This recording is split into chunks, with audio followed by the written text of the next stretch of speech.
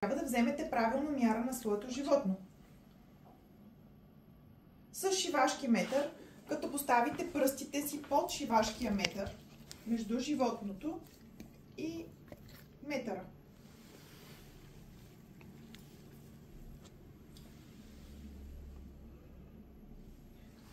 Това ще ви даде реална представа за обиколката на гърдите. Точно 75.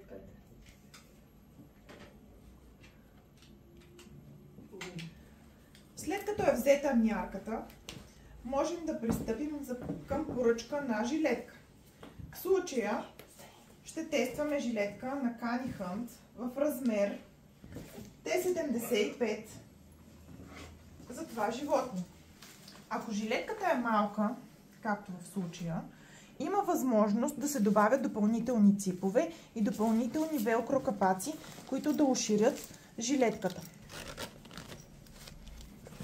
Вече е възможно закопчаването. Както виждате, тук има една катарама, която може да приберем жилетката.